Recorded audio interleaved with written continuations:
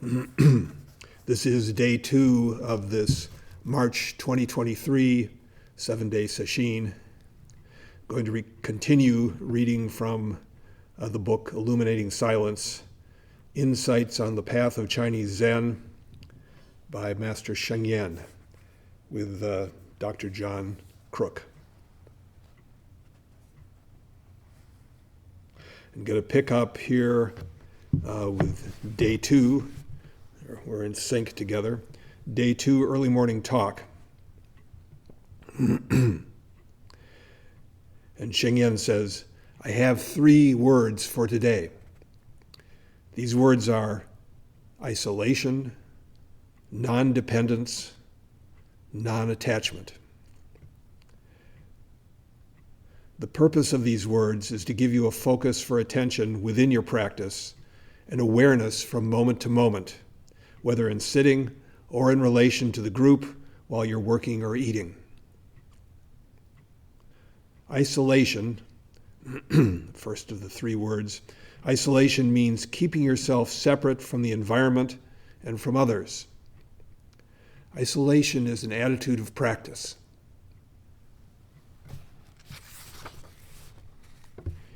Even though you are sitting and working with others, let it be as if you were the only one here, as if there was only one sitting place in the meditation hall, in the whole building. It is as if you are alone, a solitary practitioner in the mountains.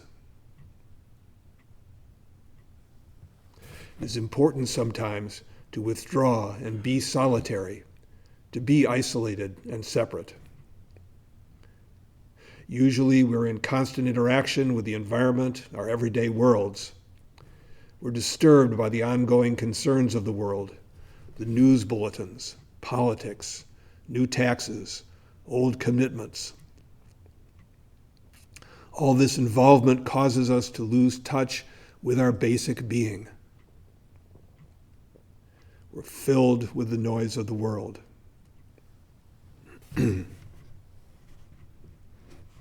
Sure, I'm preaching to the choir. This is so much the case today. The news and gossip and latest outrage creep in so persistently through so many channels.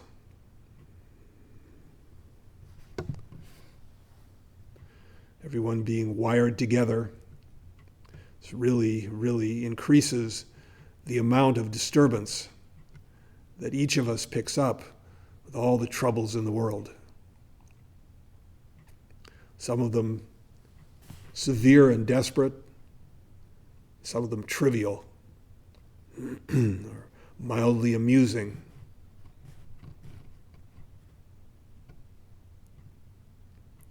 And we pay a price for that. It's a real case to be made for taking a really strong, dispassionate look at how we use our time. How much time do we spend following things that we don't actually need to follow?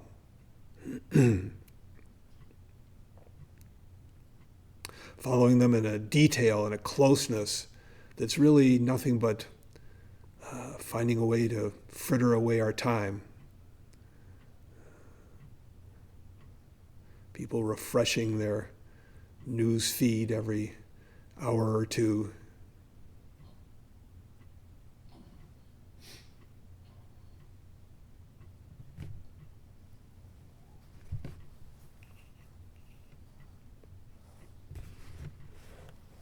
We become, as he says, filled with the noise of the world. If you isolate yourself in practice from past and from future, just being present, then you can see your self-nature more easily without interference.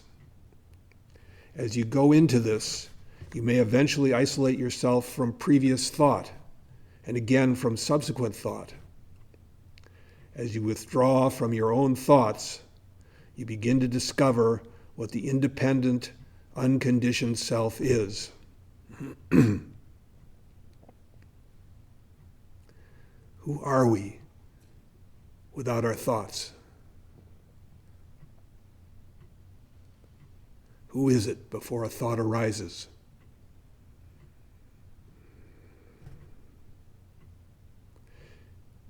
He says, by non-dependence, I mean not being concerned with what others are thinking, doing, or saying. Most of our lives are spent in some sort of adjustment to other people whom we want to influence in some way. Maybe we want to please somebody, or we feel obliged in some way, or we owe somebody a favor, or we may want to reject or harm somebody. We're driven by our involvement with others and cannot let it go. This is dependency. Again, this is the second of his three words, non-dependence. When we let ourselves be ourselves, we're not involved with others.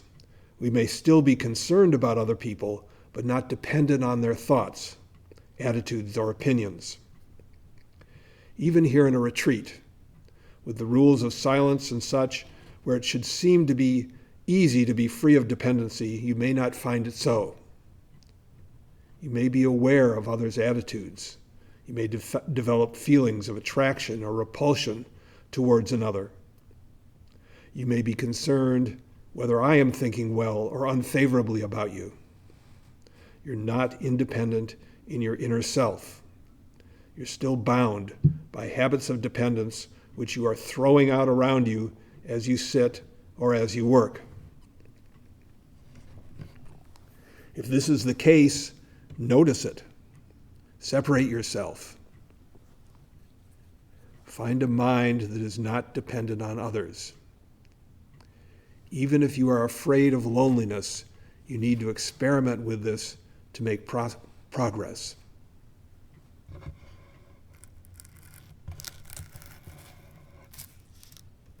It's such a mark of having some practice under our belts. So we have this, we begin to get a feel for this independence. Get a feel for the fact that we're all we need. Okay, just the way we are.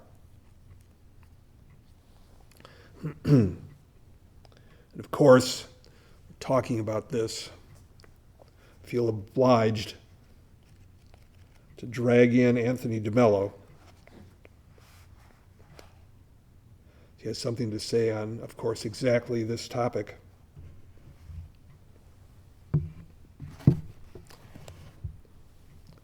He leads in by making a pretty big deal out of it. He says, what I'm about to say will sound a bit pompous, but it's true. What is coming could be the most important minutes of your lives. If you could grasp this, you'd hit upon the secret of awakening. You would be happy forever. You would never be unhappy again. Nothing would have the power to hurt you again. I mean that. Nothing. It's like when you throw black paint in the air. The air remains uncontaminated. You never color the air black. No matter what happens to you, you remain uncontaminated. You remain at peace. There are human beings who have attained this, what I call being human. Not this nonsense of being a puppet, jerked about this way and that, letting events or other people tell you how to feel. So you proceed to feel it, and you call it being vulnerable. Ha! I call it being a puppet. So you want to be a puppet? Press a button and you're down. Do you like that? But if you refuse to identify with any labels, most of your worries cease.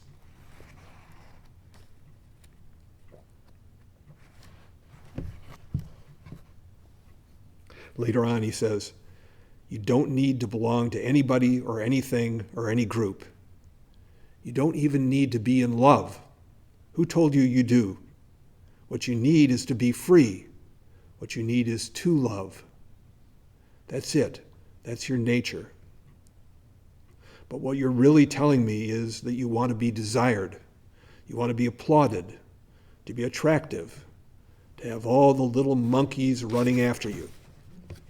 You're wasting your life. Wake up. You don't need this. You can be blissfully happy without it. Your society is not going to be happy to hear this because you become terrifying when you open your eyes and understand this. How do you control a person like this? He doesn't need you. He's not threatened by your criticism. He doesn't care what you think of him or what you say about him. He's cut all those strings. He's not a puppet any longer.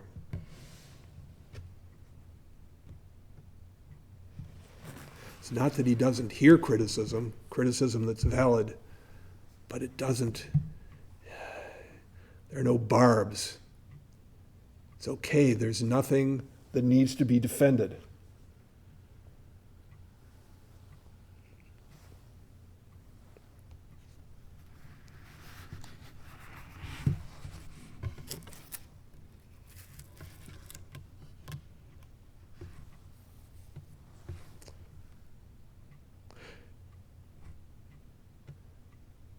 Coming back to Sheng Yen, says you need to train yourself so that any time and any moment you choose, you can free yourself inwardly from your world, from others, from the past, from the future, from the previous thought and the next thought.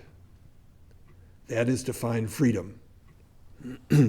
That's what we're doing here on the mat, even though it feels like you're trying, failing. Every time you let go of thought, return to awareness of what's actually here, what's not a thought. You develop the ability to do this. You provide the possibility to see what's really there. He says that is to find freedom. Yet if you then think you are free and have some wisdom, this is not so. You should not be attached to solitude or to experiences of relative freedom.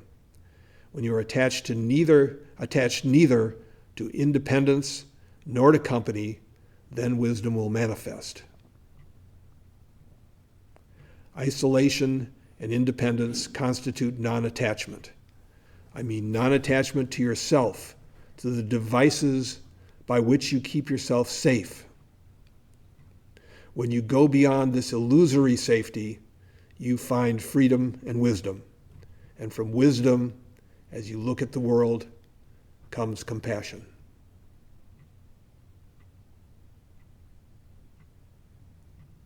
How can we truly have compassion for other people when we feel we need things from them?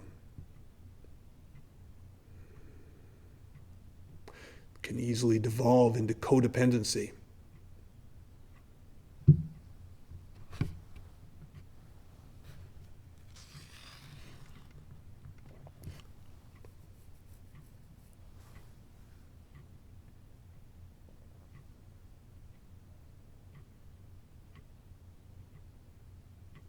Spend so much time worrying about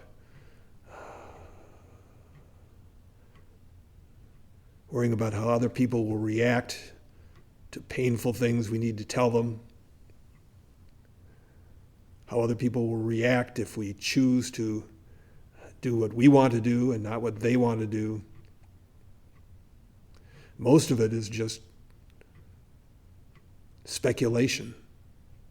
It's amazing how many times we have what we think is going to be a difficult conversation, and lo and behold, the other person can take it. They're fine with it. What was the problem? Spend so much time gaming out the future.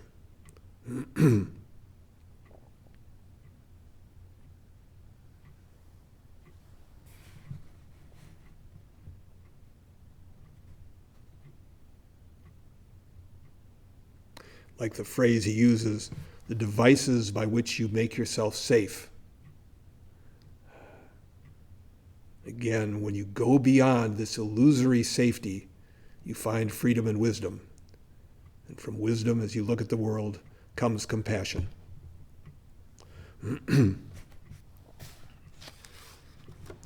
Moving on, the next section is day 2, lunchtime remarks. He's getting ahead of us now.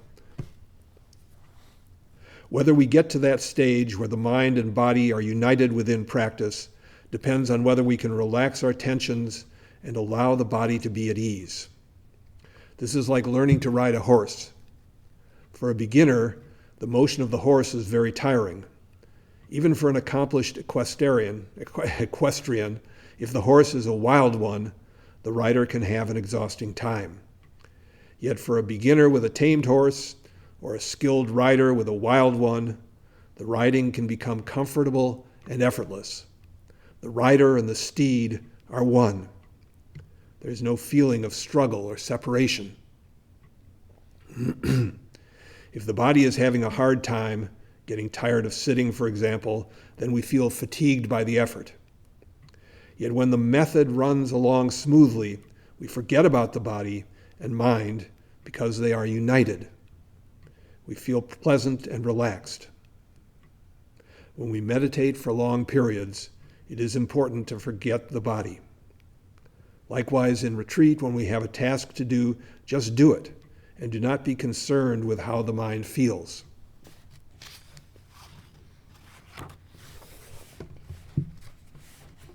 If the mind is scattered when we're doing a task, then many thoughts arise one after the other.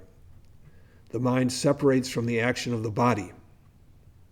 If we concentrate on the task, just performing it, cutting up the carrots, cleaning the table, sweeping the floor, then we're unaware of the mind. That is, thoughts are not arising. If they arise, they're not sticking.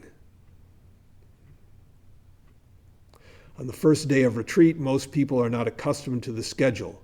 Now that it is the second day, whether meditating or doing your task, let your mind and your actions become one. Do not allow them to become separate. There's a real value in sesshin to the work we do outside the zendo. So, another form of practice. To walking to the dining room for a meal with the mind free. There's a tendency when the round ends to let the song and dance start back up. But don't shortchange yourself.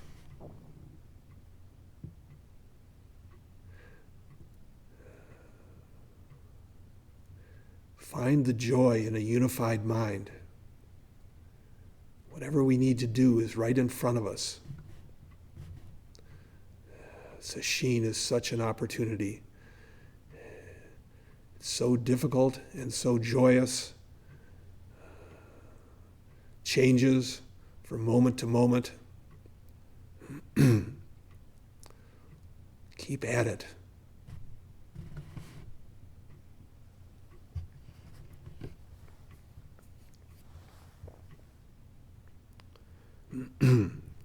Moving on now to the Day 2 evening lecture. And this again is the poem by Wang Ming. Yesterday we got through the first 2 stanzas. I'll just read them once again. Too much knowledge leads to overactivity. Better to calm the mind. The more you consider, the greater the loss. Better to unify the mind. Excessive thinking weakens the will. The more you know, the more your mind is confused. A confused mind gives rise to vexation. The weakened will obstructs the Tao. Then it continues, don't say there is no harm in this. The ensuing pain may last forever. Don't think there is nothing to fear. The calamities churn like bubbles in a boiling pot. And Xingyan says, Wang Ming does not intend us to take him lightly. He's very much in earnest. He says that if we cannot put down the habit of reasoning, of turning our knowledge over and over, then we cannot obtain the benefits of meditation. To continue with such a habit constitutes a serious problem. No one should think there is nothing to fear. Rather, you need to know that such a habit generates harm that can continue indefinitely. Of course, it is a habit, And as such, it's not going to disappear overnight. What the mind has always done, the mind continues to do. There's a momentum. It's not to be ignored. Change comes gradually. It's the value of practice. It's the value of sesshin. We have this opportunity for an extended period without any interruptions or disturbances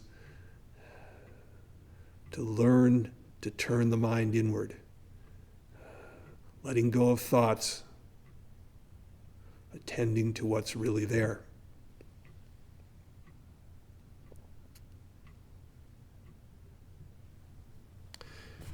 He says in the sutras there's a particular term, doesn't say what this term is, but there is a particular term which points at our capacity for tolerating this world of suffering. Although we recognize that this is a world of suffering, we continue to put up with it. Not only that, we are willingly tolerant of suffering. We remain attached to the concerns of worldly life, the worries, the vanities, and the discriminations that we use to judge one another. This is a world where we endlessly cope with suffering and rarely go beyond it.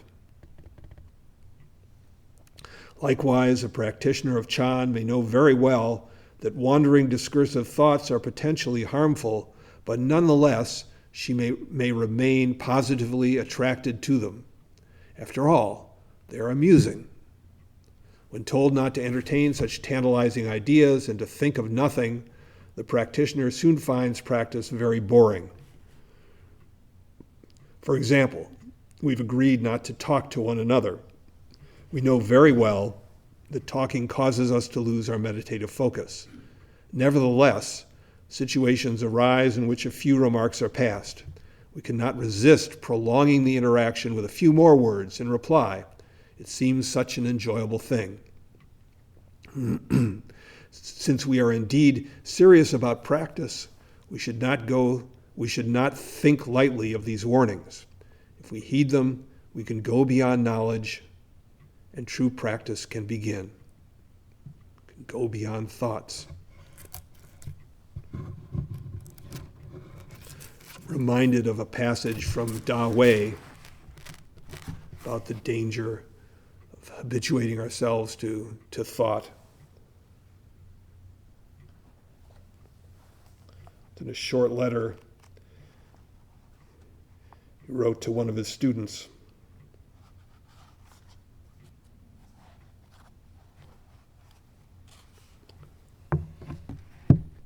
He said, "The obstruction of the path by the mind and its conceptual discrimination is worse than poisonous snakes or fierce tigers. Why?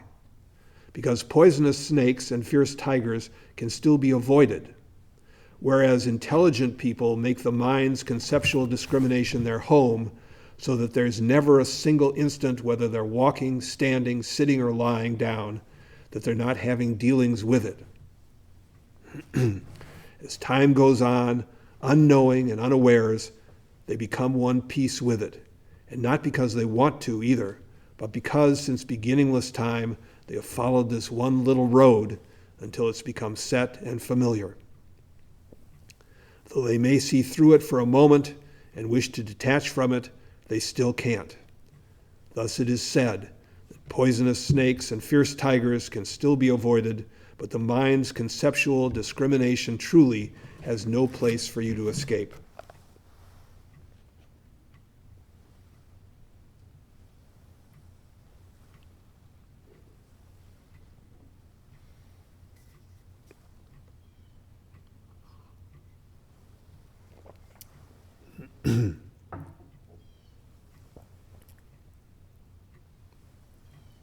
Of course, it's not hopeless. Just a small change brings a true benefit. It's like coming out of a fog, coming out of a world where everything's grayed off. Never seeing the real thing, only seeing the picture. Never being here, always being caught up in the past or anticipating the future.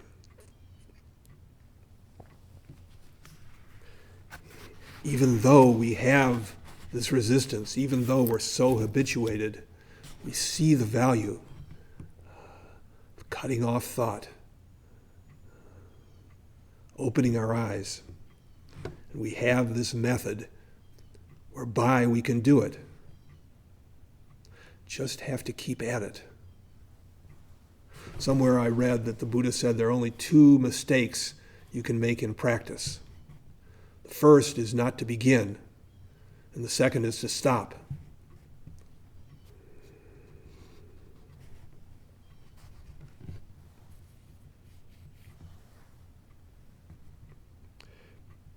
He goes on to the next stanza. Water dripping ceaselessly will fill the 4 seas. Specks of dust not wiped away will become the 5 mountains. Brings to mind the poem we used to recite. Little drops of water, little grains of sand, make the mighty ocean and the pleasant land. It says, don't think that a tiny bit of wandering thought is irrelevant. Maybe there is only a tiny bit of wandering thought in this sitting, this day, this retreat, but the accumulation of these tiny wandering thoughts becomes one gigantic wandering thought, a monster. This habit has been formed since time without beginning. Endlessly we are judging things and one another by using our knowledge and our memory of past experiences, and this has been passed down from life to life. Indeed, it is karma itself. We are this habit, entangled and constrained within it, and of this we are unaware. When we focus and practice, it becomes quite easy to see the truth of this. We can see the scattered thoughts and how difficult it is to let them go, the endless cycling of our limited and caging ideas and judgments, our prejudices. And the clearer we see such things, the better the chance of our success. The more speedily we recognize it when we drift away, then the shift can begin. So many of the thoughts that have a charge, the feelings of not being adequate, I'm doing it wrong, all those self-judgmental thoughts, those are harder to spot sometimes. We're just scrambling to avoid the pain, wishing for a way out. Don't take what you think so seriously. How many times do the same banal, self-critical thoughts run through the head? It's just noise. When we see that, we can let it go. When we let it go, time and time again, over a long time, it doesn't arise as frequently. And when it does, we spot it quicker. He says, now in the last 2 days, what have you found to be the most difficult element in practice? Is it when we are dozing off, or is it when we have wandering thoughts? When sleepiness is the greater problem, it may be due to a lack of energy or to temporary malaise, a cold or a virus. If you're practicing well and a great sleepiness comes, then sometimes there's nothing that can really help. If you become very exhausted, then it is important to take a rest.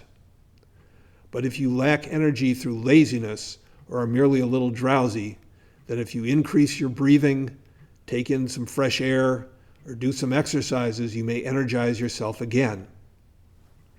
In fact, Wang Ming doesn't discuss the problem of falling asleep.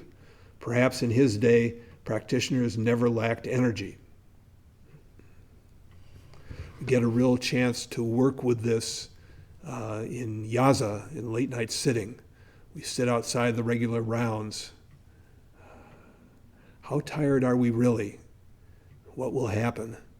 A lot of times people are so worried about becoming too tired that they do far less than they could. Other people feel so guilt-ridden that they do more zazen maybe than is good for them, and they do exhaust themselves. But even if you do that, get a rest and you can come back. Time in zazen is not wasted. It's a balance that everyone has to work out for themselves. How far do I push myself beyond what's required?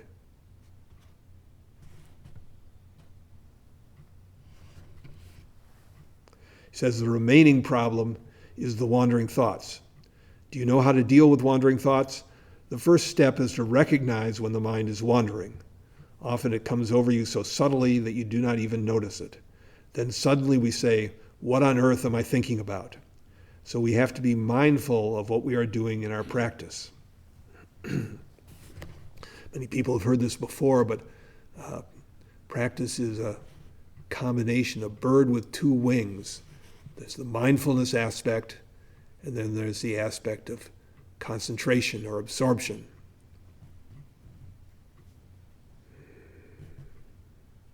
We can become very concentrated, and then when we go off on a tangent, we don't even notice. We're so focused. It can happen often as sort of a makyo in sesshin, that all of a sudden you remember some slight or incident and fly off in a rage, chewing over your anger, nursing your anger, without even realizing what you're doing.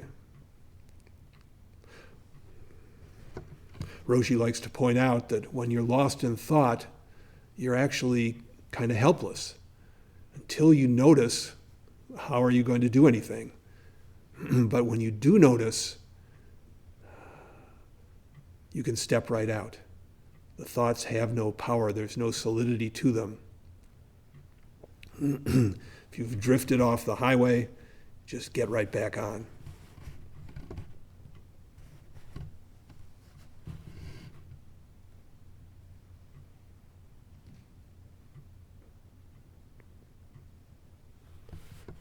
Again, we have to be mindful of what we are doing in our practice. And when we do detect that our minds have wandered, it's important not to feel an irritation with oneself or an aversion towards the thoughts.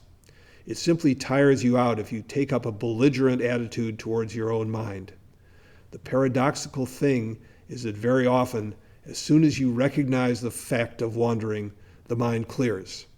Recognition itself can do the trick. That recognition becomes much more sensitive, much quicker as we go on in our sitting. And I want to underline this point of the unskillfulness of taking up a belligerent attitude towards your own mind. Try being kind to yourself. Give yourself the same consideration you'd give someone else, some friend. Be patient.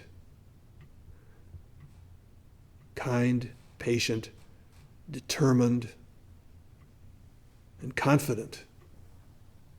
We all have the capacity to do this. We all have the time. For now.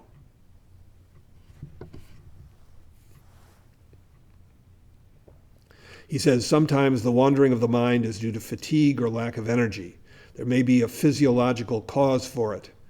Maybe you do not actually feel drowsy, but nevertheless, the energy for concentration is lacking. The art of it is to recognize again and again the state of the mind. If it is wandering, simply bring it back into focus. By doing this again and again, eventually the body energy will be renewed and you will have fewer periods of wandering thoughts. There is a daily cycle of energy. Within some periods, you'll have less, that is less energy than at other times. This is natural. There's no need for a fight.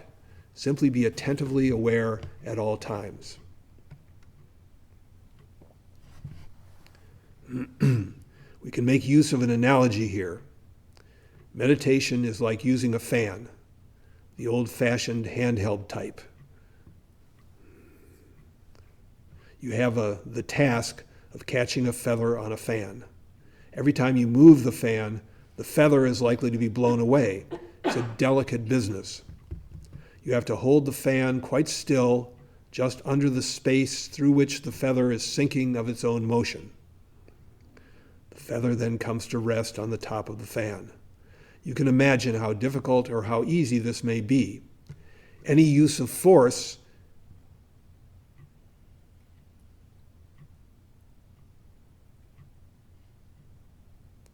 and the feather is lost. Yet once you grasp the principle, it is something very easy to do.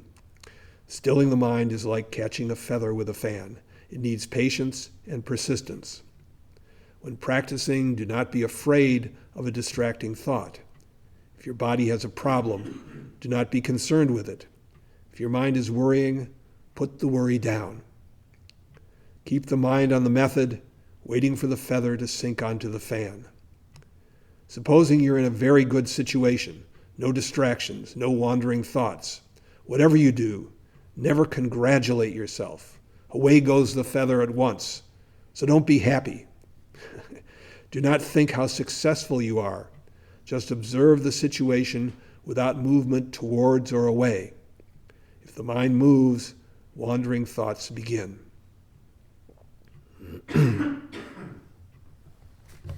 Another analogy, some feathers come from chickens, some from ducks.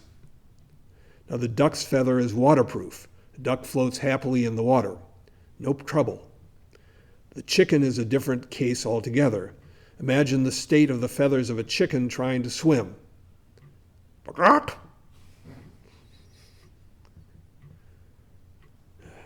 Imagine the state. Imagine the state of the feathers of a chicken. When we train, the mind begins with feathers like those of a chicken. It is easy to be disturbed by anything. But in time we find a state where equanimity appears and we are not bothered by any passing thought. At that time we have duck feathers. Of course, chickens cannot change into ducks, but through practice the mind can become impermeable to the showers of passing thoughts.